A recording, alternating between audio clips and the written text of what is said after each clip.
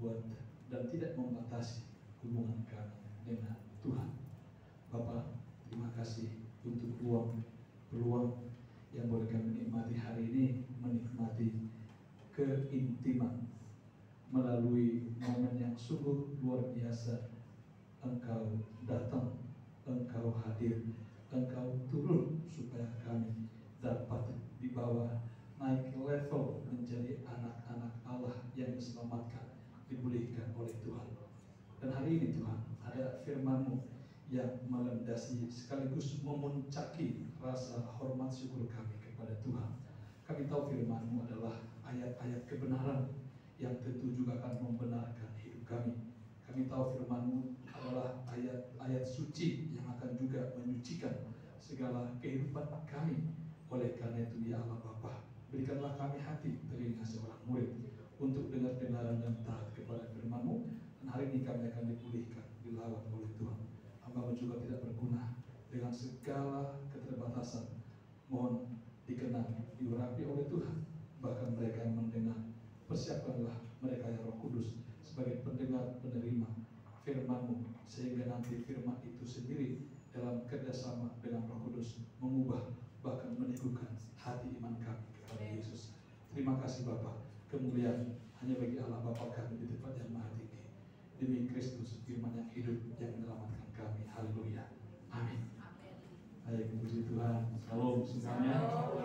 Selamat Natal untuk kita semua. Puji Tuhan. Ini tinggal hitungan hari ya. 45 hari kita akan melewati meninggalkan tahun ini. Tetapi kita tidak akan pernah ditinggalkan oleh kasih setia Tuhan. Karena dalam setiap musim Dia berjanji, aku bersama-sama dengan engkau. Itulah artinya Immanuel, Allah bersama-sama dengan kita. Bapak Ibu dikasih Tuhan, kekasih-kekasih Tuhan, hari ini di ibadah yang berbahagia ini ada firman Tuhan menyapa kita, mengajar, bahkan juga mengarahkan hidup kita dari Yohanes pasal 1 sampai 14. Saya ucapkan kepada kita semua, Bapak Ibu boleh ikuti di slide atau juga di Alkitab masing-masing. Demikianlah sabda Tuhan Yesus yang ditulis oleh Yohanes tentang firman yang telah menjadi manusia. Pada mulanya adalah firman, firman itu bersama-sama dengan Allah, dan firman itu adalah Allah. Ia pada mulanya bersama-sama dengan Allah. Dalam segala sesuatu dijadikan oleh Dia, dan tanpa Dia tidak ada sesuatu pun yang telah jadi dari segala yang telah dijadikan. Dalam Dia ada hidup, dan hidup itu adalah terang manusia. Terang itu bercahaya di dalam kegelapan, dan kegelapan itu tidak menguasainya. Datanglah seorang yang diutus Allah, namanya Yohanes. Ia datang sebagai saksi untuk memberi kesaksian tentang terang itu, supaya oleh Dia semua orang menjadi percaya. Ia bukan terang itu, tapi ia harus memberi kesaksian tentang terang itu. Terang yang sesungguhnya yang menerangi setiap orang sedang datang ke dalam dunia. Ia telah ada dalam dunia, dan dunia dijadikan olehnya, tetapi dunia tidak mengenalnya. Ia datang kepada milik kepunyaannya, tetapi orang-orang kepunyaannya itu tidak menerimanya.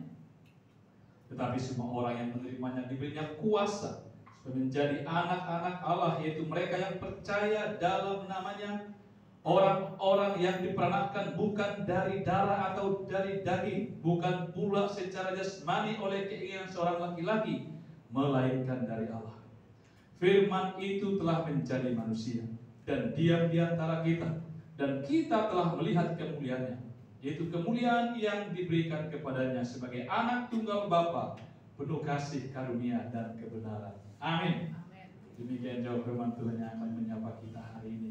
Kekasih-kekasih Tuhan, hari ini kita dituntut Roh Kudus untuk merenungkan sebuah pokok perenungan, pokok pemikiran, atau mericas kembali iman pengharapan kita, keyakinan kita tentang fakta bahwa Yesus itu nyata dalam hidup kita. Yesus nyata. Tema ini mudah, tapi sekaligus susah. Mudahnya adalah, ya kita sudah mengenal memang Tuhan ada. Orang ateis pun percaya Tuhan ada, cuma tidak mau mempercayai Tuhan yang ada itu. percaya ada Tuhan, tapi tidak mau mempercayai Tuhan yang ada itu.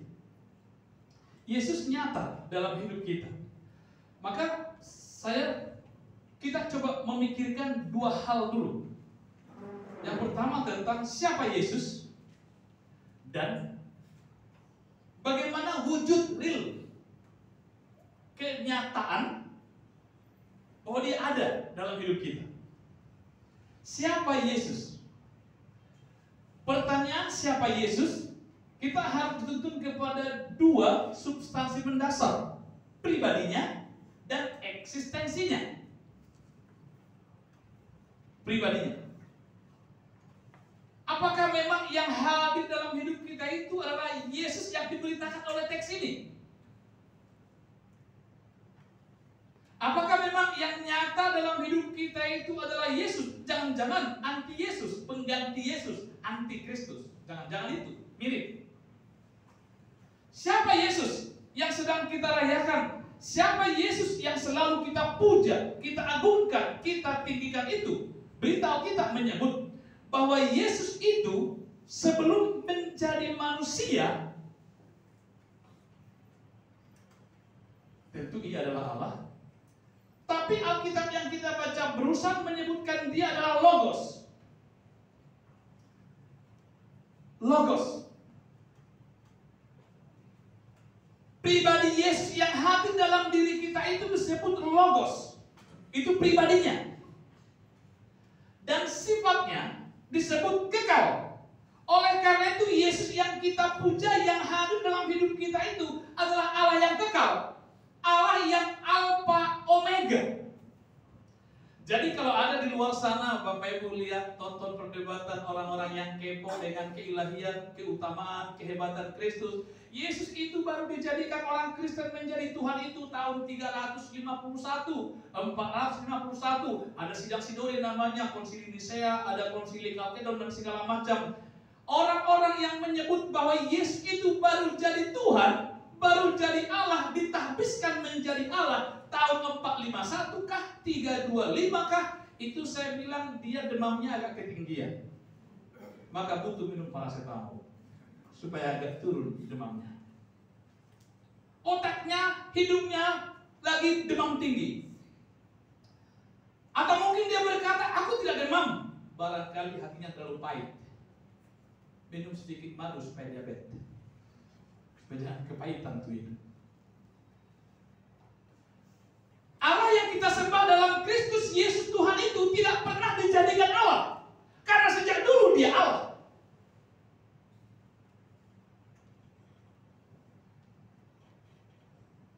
Karena itulah kita berkata pada mulanya adalah firman.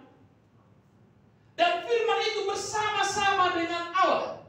Itu sebab Yesus yang hadir dalam diri kita itu bukan sebuah kehadiran yang dibatasi oleh ruang. Karena dia tak terbatas. Dengan alasan itu pula Allah yang maha besar dalam Kristus Yesus bisa hadir dalam hidupmu yang sempit. Bisa hadir dalam hidupmu yang kecil.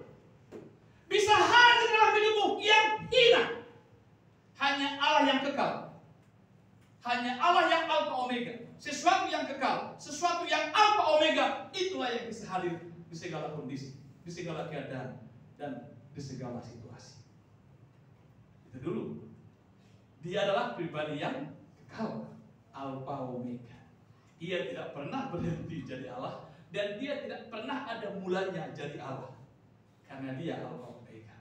Lalu yang berikut, kita sampai kepada esensi dari tema kita hari ini. Yesus nyata. Saya coba pikir nyata itu dalam pengertian sinonimnya. Nyata itu bukan halu. Iya, jangan halu. Nyata itu dalam pengertian negatif tidak halu. Nyata itu dalam pengertian negatif tidak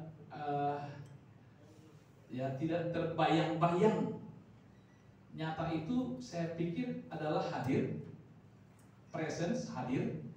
Nyata itu ada dalam pengertian ada, nyata itu berada. Lalu nyata itu dalam pengertian beraksi, ada aksinya. Yesus nyata. Maka kalau kita terjemahkan Yesus nyata, bolehlah kita katakan Yesus ada dalam hidup kita. Bolehlah juga saya katakan Yesus berada. Berada menjelaskan dia bukan tamu, tapi tinggal tetap. Nanti saya akan jelaskan menurut pemikiran Yohanes, si penulis kita. Lalu Yesus ada itu nyata dari karyanya, perbuatannya. Nah, Yesus nyata.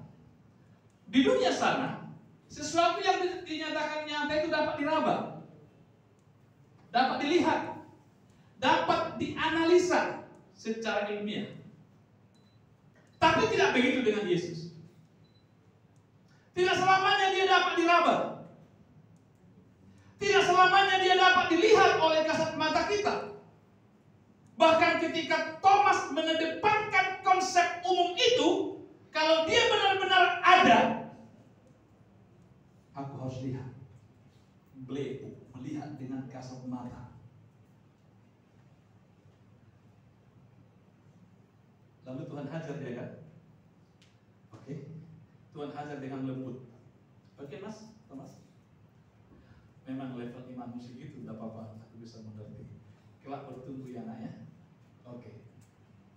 Sebenarnya permintaan itu permintaan yang ya iman yang terlalu kecil, tapi tidak apa-apa, aku tidak ingin membunuh iman yang kecil.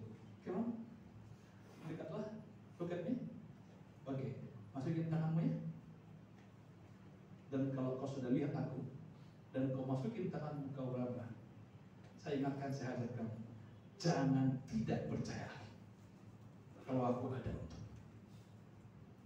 Tapi Yesus tidak mengatakan, saya enggak mengapresiasi imanmu yang kayak begitu, cetek. Tapi aku juga tidak membunuh iman yang cetek begitu. Saya kasih pupuk supaya bertumbuh. Yesus nyata itu tidak harus kita berkata, aku ingin melihat dia. Aku ingin melihat perbuatan-perbuatan yang spektakuler. Kalau toh juga tidak ingin aku melihat wajahnya, paling tidak dia harus bisa rubah air jadi darah, air jadi anggur. Buat apa jadi anggur? Persiapan mabuk ntar malam, tanggal 31. Saya kira di antara kita tidak ada begitu. Yesus itu nyata bukan karena kita harus melihat. Ada kalanya kita harus menutup mata fisik kita supaya mata hati kita melihat dia. Maka instrumen yang kita gunakan untuk melihat kehadiran, melihat kenyataan, melihat keberadaan Yesus ada kalanya kita harus tutup abaikan mata fisik kita supaya mata batin, mata iman kita terbuka kepada Allah. Karena instrumen yang melihat, instrumen yang dipakai oleh Allah untuk melihat kehadirannya bukan mata fisik, tapi mata iman. Saya kira dengan alasan ini kita sering berdoa tutup mata. Kita ajak anak sekolah minggu, tutup mata nak. Kenapa harus tutup mata? Bukan supaya lebih dekat dengan Tuhan. Dengan menutup mata kita bisa terkurangi godaan melihat samping kiri kanan kita, supaya mata hati kita terbuka kepada Tuhan. Di hadapan para gembala, Yesus nyata waktu itu. Di hadapan orang Majus, Yesus nyata fisiknya pada kala itu. Di hadapan kaisar juga, Yesus nyata hidupnya pada waktu itu. Tapi kalau kita melihat orang-orang yang pernah melihat Yesus nyata, tidak semua baik-baik saja ketika hanya menggunakan mata fisiknya. Kaisar melihat Yesus nyata, maka dibuat skenario, habisi Yesus. Dia utus intelijen yang dia tidak sadari. Dia utus orang-orang Majus. Pergilah. Kalau kau temukan dia, balik lagi ya, supaya aku datang menyembahnya. Kita baru tahu, ternyata kata menyembah, menyembelih. Supaya aku datang menyembelihnya. Menyembah keluar dari mulut, di hati menyembelih. Gak dapat disembelih buat keputusan presiden, keputusan kaisar. Usia 2 tahun laki-laki habis punishment. Apakah orang yang melihat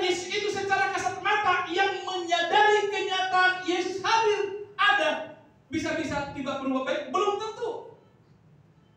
Tapi teks ini tentu berbicara tentang bagaimana Yesus yang nyata dalam hidup kita bukan secara kasat mata.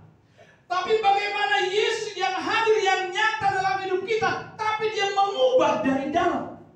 Dia ubah mindset berpikir kita. Dia ubah tujuan hidup kita. Dia ubah kelakuan kita. Dia ubah bibir mulut kita. Maksudnya bukan bibir mulut yang doer menjadi gak doer, bukan itu. Bibir mulut dalam pengertian ucapan. Yang tadinya menyampaikan perkataan-perkataan kepahitan, orang yang menyadari Kristus hadir dalam dirinya, dia akan menyampaikan perkataan-perkataan kenabian, bukan kepahitan.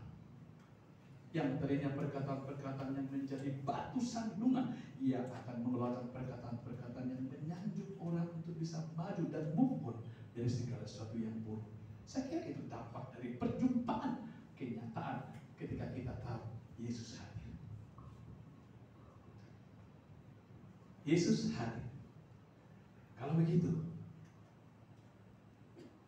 apa yang dapat saya tahu? Atau bagaimana saya tahu bahwa Yesus itu nyata dalam hidupku? Bagaimana aku meyakinkan diriku yang berdosa ini bahwa Yesus ada dalam hidupku? Apa indikatornya? Apa tandanya? Kita kan manusia suka minta tanda itu. Memang kita manusia pun manusia ragu-ragu, penuh kekhawatiran. Si Musa pun ragu gitu. Pergilah ke Mesir. Aku utus engkau. Gak yakin aku akan kehadiranmu. Kau masih ragu dengan aku. Apa tandanya? Ragu. Gideon. Gak yakin aku kau ada. Aku ada, apa tandanya? Memang kita butuh tanda dari Tuhan ya. Tapi Tuhan peduli ya, dia kasih tanda. Oke, sekarang kita lihat teks yang kita baca. Saya hanya fokus kepada satu ayat. Ayat 1 itu dan saya ingin fokus kepada ayat 14. Kebenaran dari kenyataan bahwa Yesus hadir, berada, ada dalam diri kita. Yang pertama saya lihat adalah Yesus Logos itu menjadi manusia. Firman itu telah menjadi manusia. Kita harus memahami bahwa selagi dia tidak menjadi manusia, maka kehadirannya dalam diri kita akan menjadi abstrak selama-lamanya. Itu yang tidak dapat dipahami oleh manusia-manusia perjanjian lama. Allah hadir lewat firman-Nya, Allah hadir lewat nabi-nabinya. Tidak banyak membuat umat itu bertobat. Tidak banyak membuat umat itu berubah. Maka tanda petik dia harus masuk kepada rencana agungnya. Bahwa Allah yang maha besar itu, Allah yang tinggi luhur tak terjangkau itu, kini hadir menjadi manusia. God's beyond to be God with us. Allah yang jauh itu, Allah yang tak dapat dijangkau oleh manusia. Dan tidak ada upaya yang dapat kita lakukan untuk menjangkaunya. Sekarang dia turun merendahkan dirinya menjadi manusia. Supaya apa? Supaya God's beyond itu menjadi God with us. Itulah yang disebut dengan Immanuel. Itu janji Allah. Aku bersama-sama dengan engkau.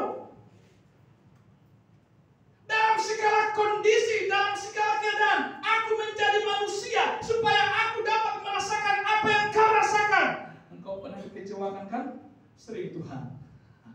Belum seberapa nah. Yang ngecewakanmu siapa? Ada sahabat rekan bisnisku. Sahabat rekan bisnis. Lah aku. Orang yang kupilih sendiri mengkhianati aku. Sakit. Sakitmu gak seberapa. Kalau orang membencimu, mungkin langsung keluar kata-kata yang kasar, yang tahu kau membencinya kan? Iya, aku tahu, aku gak suka dia. Belum seberapa. Lah aku, guru dan Tuhanmu, aku dicium kasih luarnya, tapi isi ciuman itu racun. Terus mau kau bilang kau lebih parah dari apa yang kau alami? Kamu di penjara, kamu disiksa, kamu dicambuk, mungkin karena kamu salah kan? Lalai kan? Iya. Lah aku disiksa, dibunuh, diludahi, karena mereka tahu aku tak bersalah. Karena mereka tahu aku itu kudus.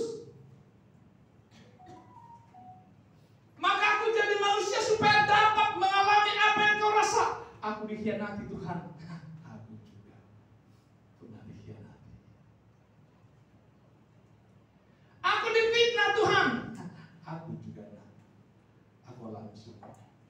Buat apa? Supaya apa yang pernah kau alami itu dan apa yang pernah kau alami itu jauh-jauh hari aku sudah mengalaminya. Maka aku berkata, aku menjadi manusia. Allah berinkarnasi menjadi manusia sebagai langkah awal untuk kita diyakinkan bahwa Allah yang maha tinggi itu, Allah yang tak terjangkau itu, sekarang menjadi Allah yang dapat saya jangkau, menjadi manusia untuk bisa berkomunikasi dengan diri saya sehingga tidak perlu pembatas berhubungan dengan Allah, langsung potong atas, bebas. Yesus Tuhan, Bapa, tidak perlu perantara. Yesus menjadi manusia. Saya ambil contoh sedikit dulu begini. Ketika aku bicara dari surga, ada dua kemungkinan. Yang pertama, kau tidak mengerti apa yang aku katakan. Yang kedua, engkau tidak mendengar dan tak mampu melihat. Kenapa? Karena kekudusanku begitu tinggi aku. Bertemu dengan engkau, maka kau akan mati. Alkitab katakan, celakalah aku karena aku bertemu dengan kekudusan Tuhan. Terus, aku sudah berbicara lewat nabi-nabi. Tapi kau habisi nabi-nabi itu. Kau tak percaya dengan mereka. 1, 2, 3, aku kirim nabi-nabiku, orang kepercayaanku. Tapi kalian habisi. Maka aku datang. Kenapa? Supaya aku datang mengerti apa yang kau rasa. Terus, ketika aku tahu bahwa kau salah, bayangkanlah kamu itu seekor semut. Lalu kau sedang menuju kepada api pembakaran kebinasaan. Aku teriak sebagai manusia, semut, jangan ke sana. Jangan ke sana. Engkau dengarku, engkau tidak tahu itu aku. Bahkan kalau semakin dekat aku berbicara dalam kapasitasku sebagai manusia, engkau terhempas karena hembusan nafasku aja bisa menghempaskanmu. Terus aku menjadi semut. Nah, aku menjadi semut. Supaya apa? Aku bisa menyentuh pundakmu. Aku bisa berkata kepadamu, jangan ke sana. Itu salah. Lalu kau tahu, kau mengenal. Oleh karena itu ketika kita tahu bahwa Yesus nyata dalam hidupku dimulai dengan Dia yang Allah Maha Besar, menjadi manusia, maka kehadirannya itu, maka eksistensinya Dia ada bersama-sama dengan engkau. Dia menjadi manusia untukmu. Itu bukan untuk kepentingan Tuhan. Itu kepentinganmu. Tuhan tidak semakin diagungkan ketika Dia jadi manusia. Dia tetap Tuhan yang agung. Tuhan bukan akan semakin berkuasa ketika Dia jadi manusia. Dulu sekarang kekuasaannya gak pernah naik, gak pernah turun. Itu kekal. Tapi kenapa Dia jadi manusia? Untuk kepentingan. Supaya apa?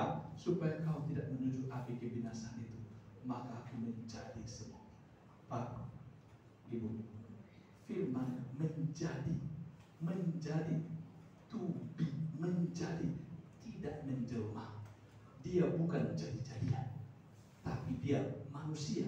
Sama seperti aku dan kau adalah manusia. Beda dalam satu hal. Kau banyak dosa dengan aku. Dia tidak. Selebihnya sama.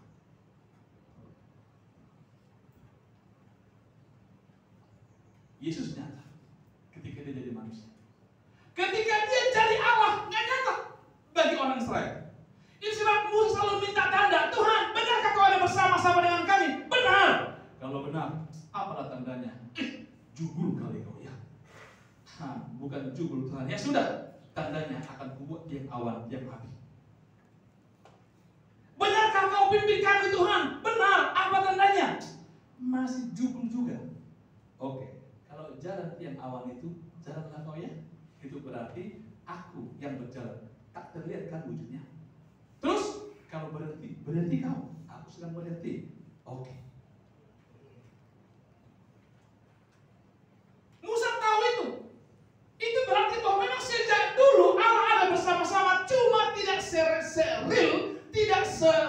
gamblang yang ada ketika Yesus berinkarnasi.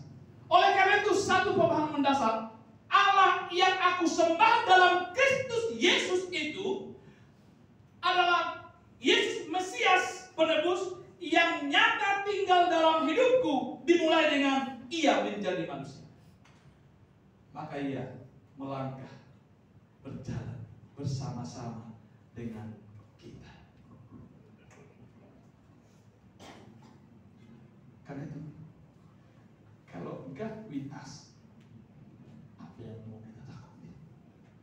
Tapi kalau God, Tuhan tidak bersama-sama dengan kita, kacaulah hidup kita. Saya cari kasih contoh yang lebih kecil. Dulu saya sih nakal enggak juga, ya, tapi nakal cantik lah. Cuma nakal cantik ya. Dibilang nakal banget enggak, dibilang baik banget juga enggak, kita kayak begitu lah. Ya kalau sekolah itu 7 hari 6 hari, ya waktu itu ya 2-3 hari bolos lah, kayak begitu.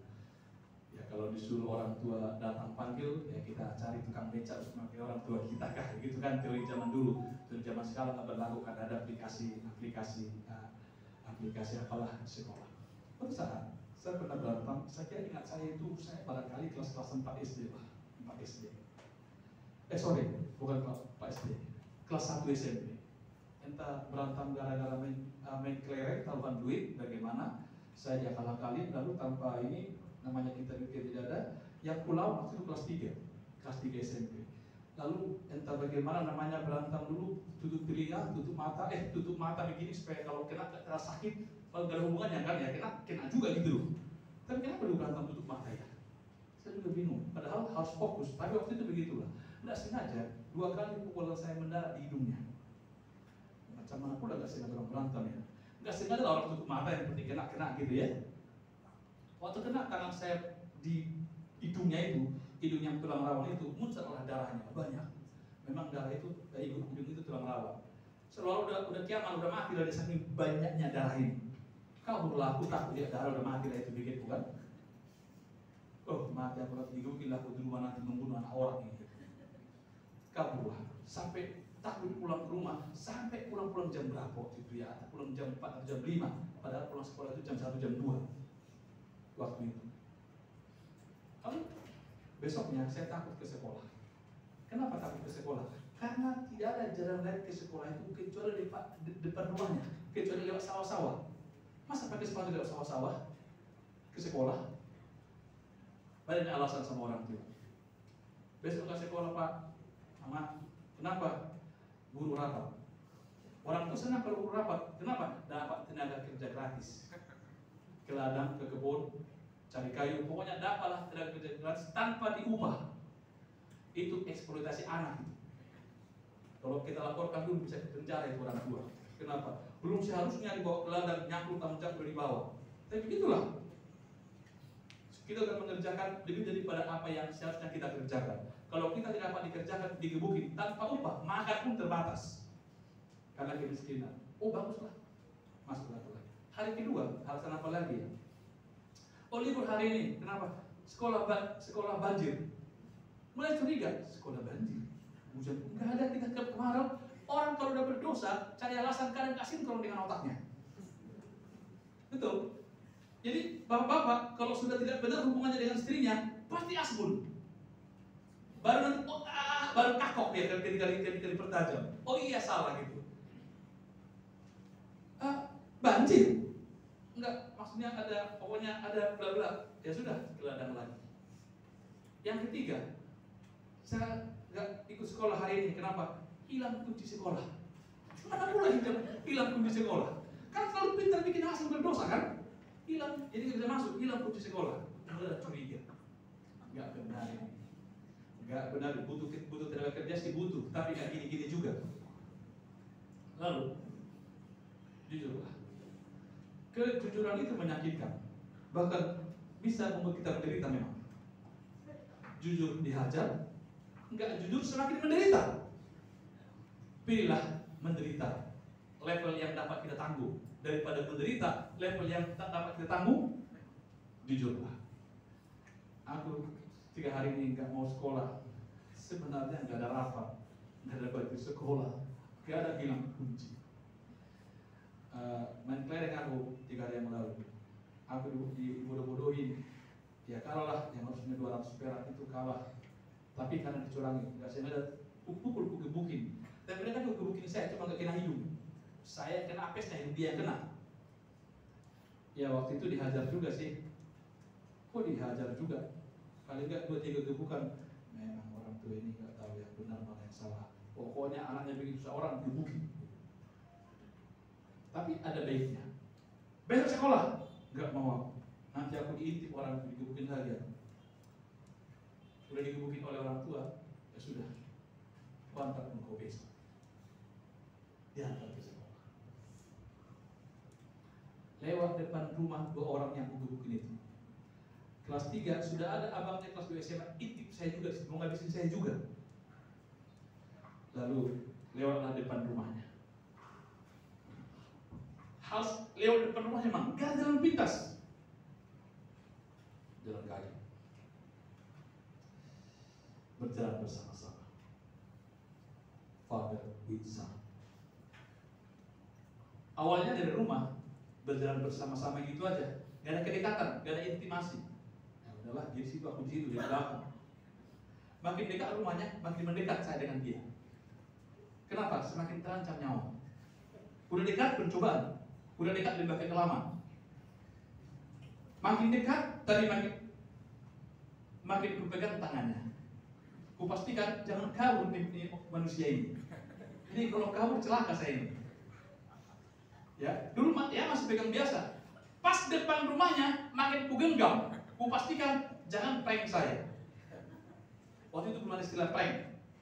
Jangan sampai dia kabur. Nanti saya mati mendaftar untuk mati di sini. Saya pegang.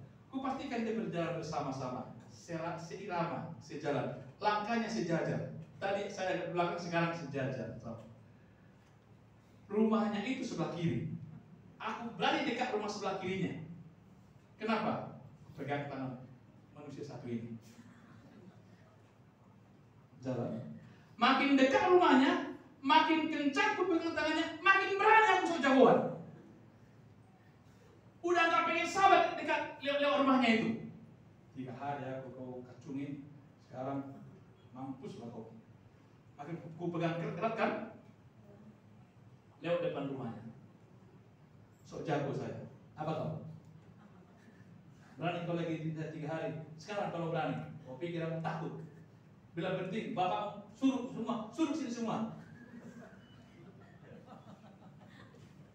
Suruh sini, kau pikir aku takut. Aku bukan takut karena adanya urusan keluarga pengajian ke sekolah. Padahal udah takut yang 3 hari nggak mau lewat situ tuh. Mereka semua chill. Tidak berani jawab, tidak berani melawan. Pertanyaan saya, kenapa mereka takut chill melihat saya? Karena yang mereka lihat bukan saya. Dia lihat siapa yang aku pegang. Bapakku itu.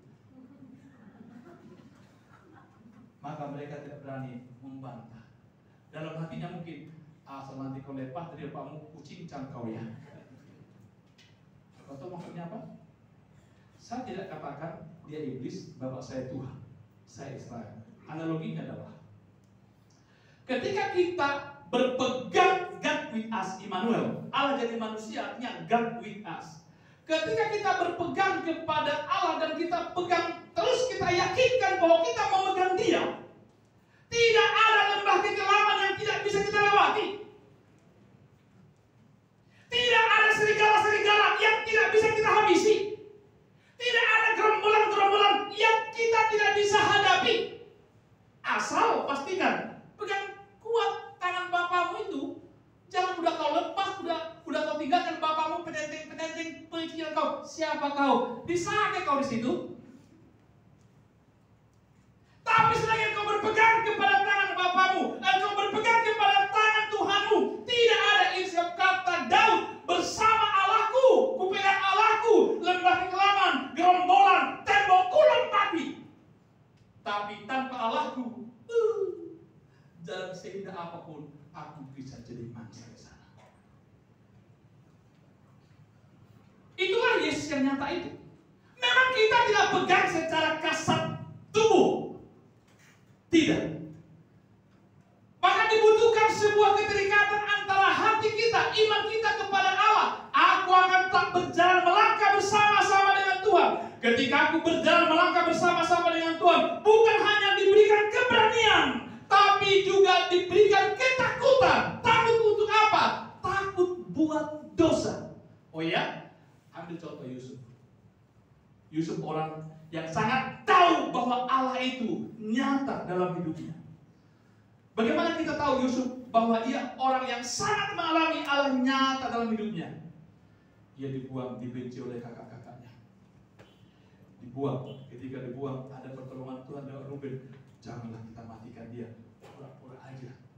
Ambil jubahnya, kita luburkan pada darah, kasih sama bapaknya, sudah dimangsa hewan. Kita jual dia. Ruben walaupun jahat masih ada sedikit belas kasihannya, ya, dijual. Lalu belum ada orang, dibuanglah ke sumur. Dia tahu pemeliharaan Tuhan. Ketika dibuang ke sumur, lalu dijual ke si Ismail yang namanya si Potifar. Si Potifar, cara Tuhan bagi dia, Allah hadir dalam diri dia, maka dia menjadi orang nomor 2 di situ. Yang semua katakan itu begini. Pada godanya Potifar dengan dia, godaan Potifar dengan dia. Apa yang dia katakan? Bagaimana mungkin aku melakukan dosa seperti ini di hadapan Allah yang nyata dalam hidupku? Indikatornya apa? Orang yang memahami bahwa Yesus nyata dalam hidupnya, ia akan takut buat dosa. Orang yang menghadiri, orang yang mengalami bahwa Allah Yesus nyata dalam hidupnya, ia akan takut dan tidak akan mengkhianati istrinya. Kenapa? Sebenarnya kalau membohongi istriku selingkuh, maka gampang. Saya banyak teori-teori bagaimana cara selingkuh yang cantik tak ketahuan. Bapak tahu? Tahu saya. Ada komiknya, ada aku baca-baca. Bagaimana cara menyelingkuhi suami, bagaimana cara menyelingkuhi istri. Tahu? Boleh tak ketahuan? Boleh. Berapa lama? 2 hari. Sudah itu ketahuan juga. Orang yang takut akan Allah, orang yang sadar bahwa Allah itu ada dalam dirinya akan berkata seperti Yusuf, bagaimana mungkin aku menyelingkuhi suamiku? Bagaimana mungkin aku menyelingkuhi istriku? Bagaimana mungkin aku curang? Bagaimana mungkin aku mengkhianati dia? Kenapa? Karena Yesus nyata. Maka filosofinya bukan karena aku takut ketahuan selingkuh, bukan. Tapi karena aku tahu Yesus nyata dalam hidupku dan apa yang tersembunyi yang kulakukan kepadamu di mata Tuhan sangat transparan. Pak, Bu, berhentilah berkhianat. Berhentilah berbuat tidak benar. Kenapa? Yesus nyata, tak ada yang tersembunyi dan tidak ada yang terselubung. Firman jadi manusia. Lalu yang kedua, bagaimana kita tahu Yesus nyata? Masih ada 12. Dikatakan begini, firman itu menjadi manusia, diam dan diam. Saya suka kata dan diam. Sebelum kata diam, kita coba sedikit dulu bahas kata dan. Memang ada artinya kata dan, ya sebenarnya secara gramatikal tidak ada, tapi ada satu makna tersirat dengan kata ini. Dan itu tidak hanya sebuah preposisi penghubung, tapi dan di situ menjelaskan tentang kesejajaran. Sejajar, equivalent, sejajar. Maksudnya apa? Allah yang jadi manusia itu, firman telah menjadi manusia, diam di antara kita, itu sejajar. Nah, diam di antara kita itu menjelaskan sebuah peristiwa. Ia datang dari dunia luar, ia datang lalu masuk ke dalam, lalu ia tinggal di dalam, tidak keluar lagi. Maka digunakan N bukan X. Artinya apa? Yesus itu nyata dalam hidupku. Yesus itu nyata dalam hidup orang percaya. Yesus itu nyata dalam hidup kita. Oleh karena ketika dia datang menjadi manusia dan tinggal berada dalam diriku, ia tidak keluar masuk. Ia ada sekali itu dan selama-lamanya. Dampaknya yang terus tidak pernah berhenti. Ia diam bersama-sama dengan kita. Apa sebab-sebabnya ia diam. Ia tinggal bersama-sama dengan kita. Ia menuntun hidup kita. Ia mengarahkan hidup kita. Ia memberkati hidup kita. Ia menyertai hidup kita. Bahkan ia menghajar hidup kita ketika kehendak kita berseberangan, tidak sinergi dengan kehendak Allah. Ia diam. Yesus nyata dengan dia mau berdiam diri, berdiam dalam diri kita. Ia berada, ia ada, dan ia berada dalam diri kita selama-lamanya. Selama-lamanya. Kadang ada banyak orang bertanya kepada saya, mahasiswa sekarang yang suka sosok ikut debat itu, kadang ketika mereka ngeper, guru minta izin nanya, persiapan perdebatan nanti apa? Gitu ya.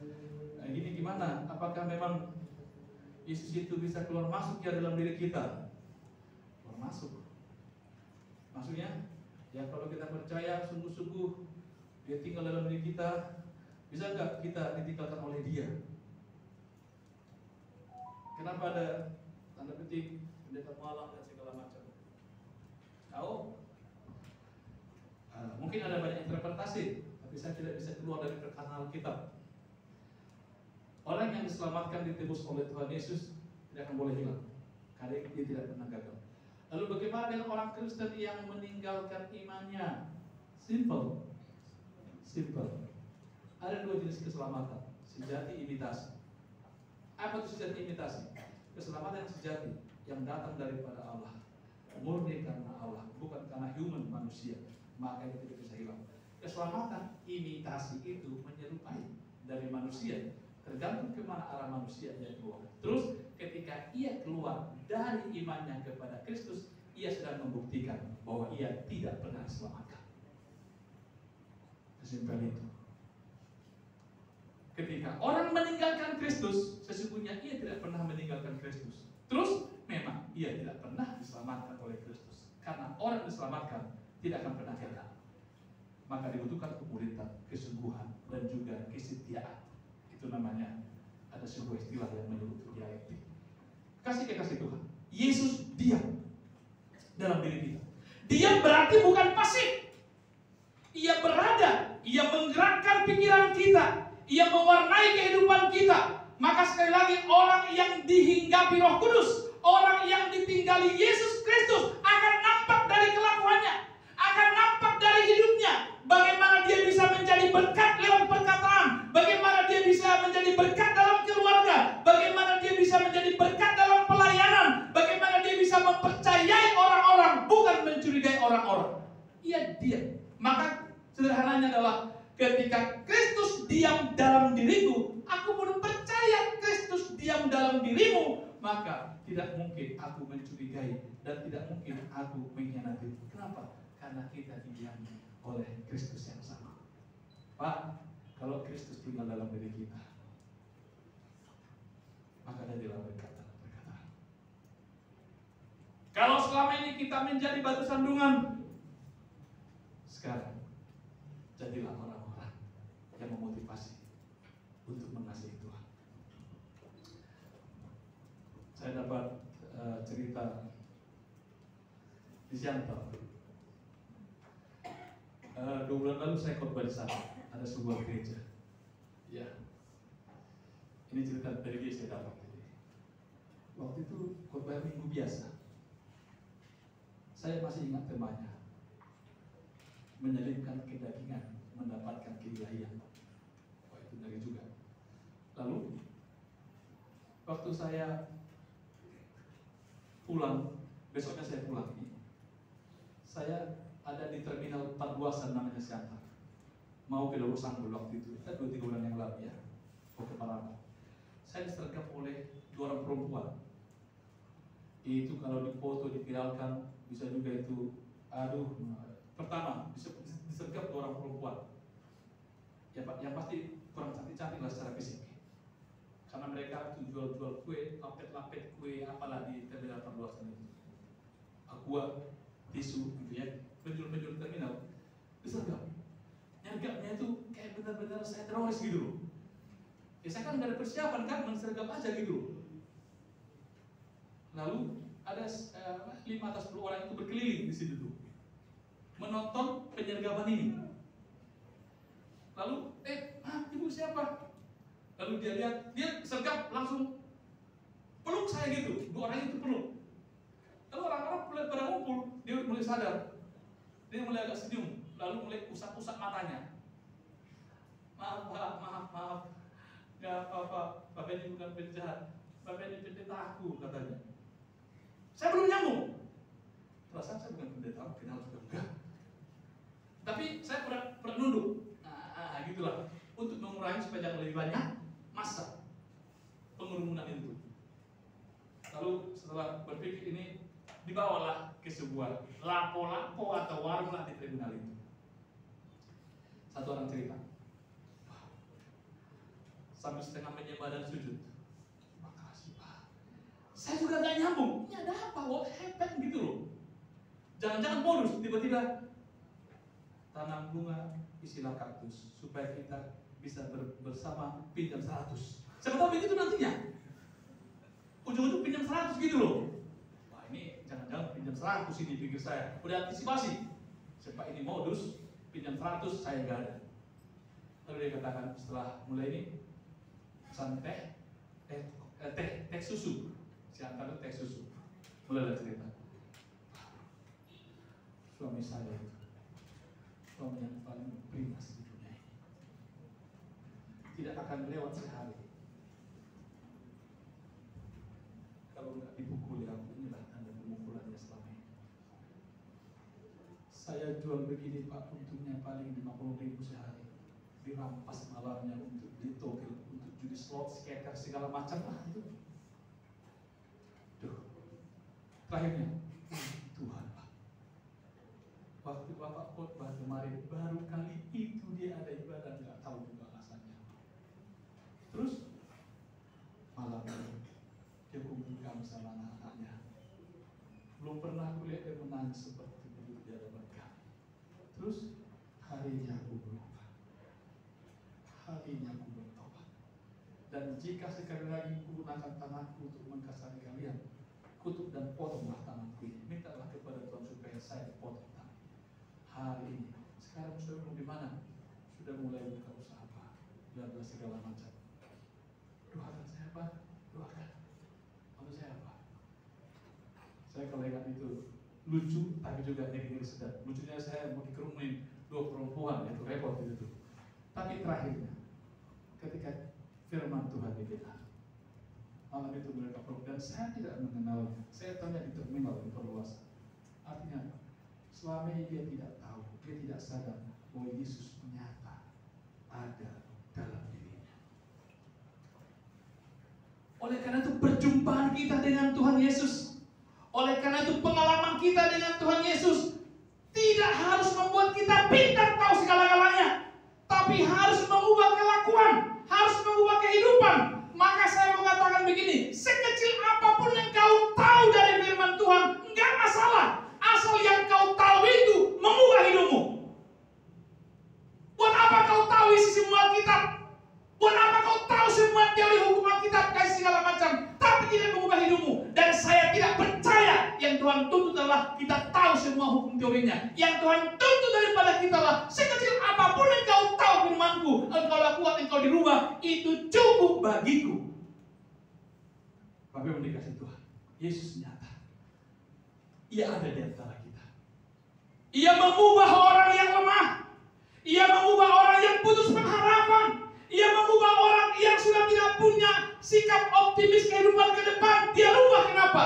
Kita satu punya pemikiran, ia ada, dan keberadaan Kristus dalam diriku bukan sebuah keberadaan yang pasif, tapi sebuah keberadaan yang aktif, yang merubah dari dalam, merubah dari dalam, merubah dari dalam, sehingga kita menjadi pribadi yang merindukan, pribadi yang mengasihinya. Pak, kalau Kristus ada dalam dirimu, jangan cemburu lagi sama istrimu, jangan cemburu sama suamimu. Kenapa Pak Pendeta? Saya tidak percaya cemburu tanda cinta. I don't believe it. Yang aku tahu, cemburu tanda tak percaya, bukan tanda cinta. Tapi kan Tuhan juga cemburu dengan kita. Oh, beda konteksnya begitu ya. Beda esensinya Markona. Beda. Saya lagi menghadapi seorang majelis yang cemburunya sama pendetanya. Asal pendetanya ketepatan majelisnya ini bendahara di gereja itu. Kalau bendahara ini WA sama pendetanya, pendetanya tidak ganteng-ganteng amat, yang masih lebih ganteng saya lah. Asal ditanya, Pak Gembala, kita adakah perkunjungan hari ini? Itu suaminya udah mencak-mencak itu, langsung pergi ke pastori. Pak Pendeta, kenapa? Istri saya PO ya Bapak, mau kunjungan kemana? Berdua kemana? Tidur di hotel mana? Cincai! Mau kemana? Harus kunjungan sama istri saya. Padahal itu tim majelis. Selalu asal ada lah pokoknya. Pak Pendeta, bagaimana dengan yang sakit begini? Kenapa harus istri saya? Kenapa istri saya ya Bapak? Cemburunya minta ampun. Saya selesaikan itu. Kenapa ada orang begitu gampang mencurigai orang? Kenapa? Karena saya pelakunya. Simpel itu. Kalau saya mencemburu istri saya, itu berarti di belakang dia pun saya berkhianat. Sehingga aku akan, jangan-jangan dia kayak saya. Gitu kan? Jangan-jangan dia kayak saya. Jangan-jangan dia kayak saya. Tapi kalau saya didiami oleh Tuhan, saya tidak akan pernah melakukan itu. Dan saya percaya istri saya pun tidak akan melakukan itu. Dan saya tidak akan mau diganggu, dihancurkan oleh perkataan orang. Ketika ada begitu, aku lebih percaya kepada suamiku, kepada istriku, daripada perkataan-perkataan orang lain. Karena orang lain ini kan suka menjadi provokator. Kenapa provokator? Kedengarannya pura-pura baik. Misalnya, Pak, kemarin katakan Bapak loh. Kenapa? Oh, dikatakannya usahanya itu karena kesugihan. Oh, banyak toko laku pempeknya itu karena dia banyak. Adalah pokoknya pakai itu segala macam. Ya itu katanya itu sama Bapak. Saya sih nggak percaya. Perkataannya sih akan menyakitkan, tapi nggak usah bawa ya. Tapi sih Pak, kalau saya kayak Bapak udah nggak sabar melihatnya. Nih, kayak api bakarlah rumahnya. Ternyata nggak enak. Bakarlah rumahnya. Katanya nggak makan nasi, tapi terakhirnya bakarlah rumahnya. Kita lebih percaya kepada orang yang dapat kita percaya. Yesus nyata dalam hidupku, Ia ada dalam diriku, menuntun pikiran. Saudara, kita perlu menutup tahun ini dengan berkata kepada Allah, Tuhan, aku tidak akan mau melangkah tanpa penyertaan-Mu. Aku tidak akan mau melangkah tanpa petunjuk-Mu. Aku tidak mau melangkah kalau aku tidak memegang tangan-Mu. Dan akan ada petunjuk-petunjuk Tuhan yang akan kupegang, sehingga tidak akan ada situasi apapun yang di depan yang akan kulewati tanpa bersama-sama dengan Allah. Masalahnya adalah ketika engkau sedang dalam kondisi baik, kau lupakan Tuhan. Ketika engkau sudah mulai dalam ketakutan, baru kau ingat Tuhan. Saudara, dikasih Tuhan di hadapan Tuhan, aku berkata kepadamu, entah kondisimu baik, entah kondisimu tidak baik, entah kau rasa diberkati atau tidak diberkati, entah kau rasa dirimu sehat atau tidak sehat, entah rasa dirimu kau tuh begitu pada mood atau tidak mood. Saya mau katakan, pemeganganmu, pemahamanmu akan Allah bersama-sama dengan kau harus tetap sama. Aku pernah bertanya begini sama semua orang, mana lebih baik kita berdoa sungguh-sungguh kepada Tuhan pada saat pergi rekreasi atau pada saat masuk ruang operasi? Mungkin engkau akan jawab, ya pada saat kita masuk ruang operasi Pak. Kenapa? Ya nyawa terancam, penyakit sedang mempan, itulah aku banyak berteriak. Terus kalau masuk rekreasi, nyawa nggak terancam? Banyak terancam juga. Orang naik ke puncak, rem busnya belum mati itu 46 orang mati juga. Allah diam dalam diri kita. Allah yang kita sembah, Yesus Kristus Tuhan, adalah Tuhan yang bersama-sama dengan kita. Kita perlu berkata kepada kita, Tuhan, aku tahu Kau diam dalam diriku. Tuhan, aku tidak mau yang lain diam dalam diriku. Aku tidak akan biarkan baik itu kehampaan, kekecewaan, kepahitan diam nyata dalam diriku. Aku mau Engkau saja yang diam di dalam diriku. Kekasih Tuhan, Setahun sudah kau lalui, hampir setahun. Ada banyak pengalaman buruk mungkin yang kita alami menurut hemat kita. Ada banyak pengalaman yang mengecewakan mungkin menurut hemat kita. Ada kalanya kita berkata sepertinya kita berdoa 2-3 hari, 2-3 minggu, 2-3 bulan, seperti kok gak ada jawaban. Apakah iya Tuhan kau nyata dalam hidupku? Kita berdoa buat anak kita supaya berubah, tapi kok sekarang belum ada perubahan. Apa ya kalau Tuhan ada nyata dalam hidupku? Kita berdoa usaha kita supaya Tuhan berkati 1, 2, 3 tahun, tapi kok belum ada perkembangan. Apa iya Tuhan kau ada nyata dalam hidupku?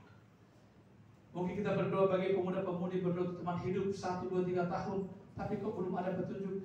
Apa yang kau telah nyata dalam hidupku? Apa aku harus membuat ilah lain nyata dalam hidupku? Saat ini di peristiwa yang bersejarah Natal ini, Tuhan berkata kepada kita, Allah diam, Allah berada dalam diri kita. Tunggu saja, tunggu saja, Ia akan berkarya. Mungkin ketika kau menunggu ada batas kejenuhan sampai kepada kecewa, kembali dan tunggu lagi. Mungkin kau berkata kepada Allah, Tuhan, aku yang tahu diriku di hadapan Tuhan. Orang lain tidak tahu bagaimana kecewa dan pahitnya hatiku kepada Engkau. Orang lain tidak tahu betapa kecewa pahitnya hatiku kepada dia yang mengaku orang Kristen. Bahkan dia yang mengaku orang yang paling dekat dengan Tuhan, malah orang yang paling mengecewakan diriku. Maka itu menjadi alasan kutu kecewa kepadamu. Jangan. Ada banyak hal buat kita kecewa. Ada banyak tangan-tangan yang buat kita bisa jatuh. Ada banyak persoalan yang buat kita hancur. Tapi saya katakan satu hal, hanya ada satu tangan Tuhan, Yesus Kristus yang diam dalam diri kita, yang mengangkat kita, yang menopang kita, yang memberikan kita peneguhan. Sehingga orang yang berjalan bersama-sama dengan Tuhan, dia akan berkata, aku tidak akan takut, bukan karena aku hebat. Aku tidak takut karena aku berpegang kepada Allah yang hebat, yang tak pernah meninggalkanku. Mari berkasih Tuhan. Berilah ruang, berilah diri kepada Tuhan, berkata hari ini, Tuhan, aku tidak akan pernah melepaskan pegangan tanganku daripada Engkau. Tuhan, ada kepahitan yang mungkin melemahkan peganganku kepada Engkau, tapi kepahitan akan kubuat menjadi sebuah energi untuk memegang tanganmu dengan erat. Tuhan, ada kekecewaan, orang-orang terdekatku mengkhianatiku. Ada kekecewaan, orang-orang terdekatku tidak pernah mengerti aku. Bodoh amat, I don't care it. Asal Engkau Allah yang kusembah adalah Allah yang peduli, adalah Allah yang mengasihiku. Yuk, pemusik, kalau boleh satu lagu. He touched me. Yesus jamah. Dia jamah. Hidupku tertindih dengan beban berat. Yesus jamah dalam hidupku. Kita menaikkan pujian ini sebagai wujud nyata bahwa Dia ada. Ia nyata menjamah hidupku, Ia nyata mendampingi hidupku, dan Ia gunakan menuntun memberkati hidupmu dan hidupku di perjalanan 2024 ke atas.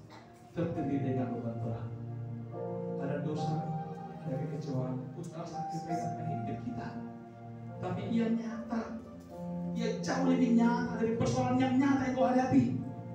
Yesus jauh lebih nyata daripada pergumulan yang nyata yang kau hadapi. Jangan besarkan pergumulanmu, besarkanlah kenyataan Yesus ada dalam diri. Tertindih. Refnya, Dia jawab, Dia jawab. Senang hidupku, amin, dan beri damai di hatiku. Kenyataan Yesus bersama-sama dengan engkau, Dia mengubah hidupmu. Sekarang telah berubah, dan aku telah Yesus jamah. Ku jadi baru. Sekali lagi kita mau katakan, Dia jamah, Dia jamah.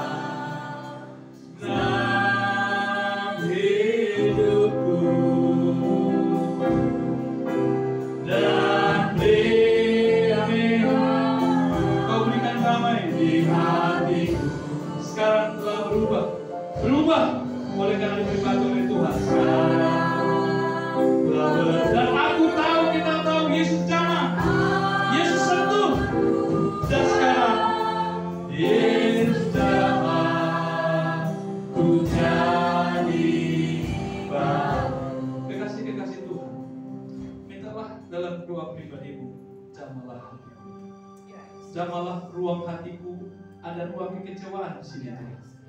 Jamahlah ruang hatiku, ada ruang hidup pesimis di sini Tuhan. Jamahlah ruang hatiku, ada ruang sudah mulai agak meragukan dirimu Tuhan. Jamahlah ruang di mana aku sudah mulai tidak peduli lagi dengan pelayanan.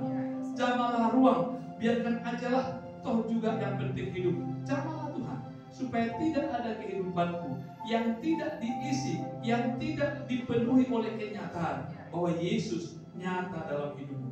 Di mana ruang kosong dalam hidupmu? Di mana ruang kosong yang tidak diisi oleh Yesus?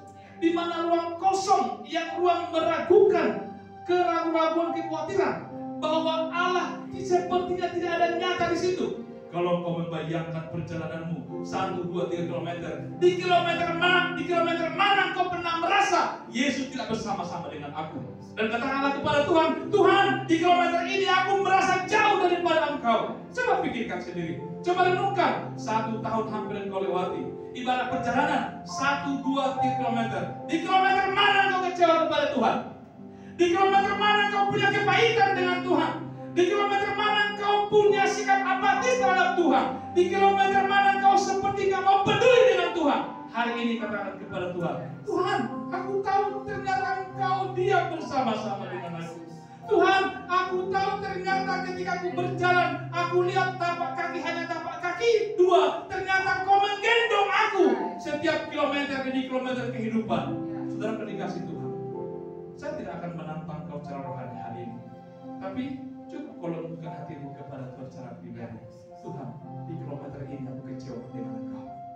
Tuhan, di kilometer ini aku putus asa dengan Engkau. Dan hari ini semua kekecewaan itu dibalut, kekecewaan itu dipulihkan karena Engkau menjamah dan memberkati perjalanan hidupku. Mari kita bangkit berdiri sekali lagi. Dia jamah. Ini menjadi doamu, ini menjadi serumu kepada Tuhan. Dia jamah segenap hidupku, Tuhan. Dia jamah dan beri damai di hatiku, dan beri damai di hatiku. Sekarang, kini di sini, tidak tunggu besok. Sekarang telah berubah.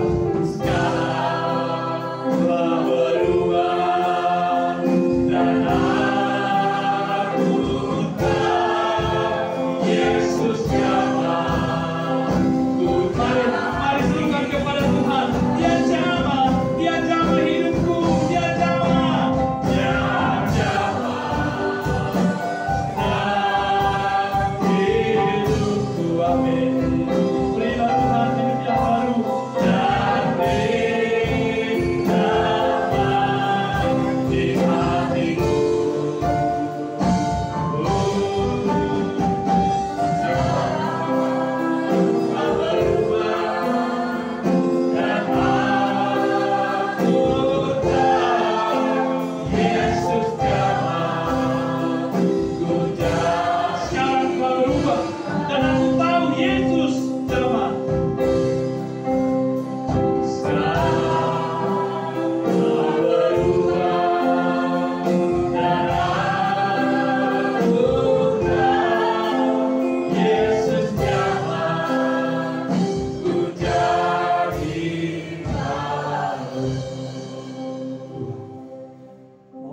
Seampun-ampunnya di hadapan.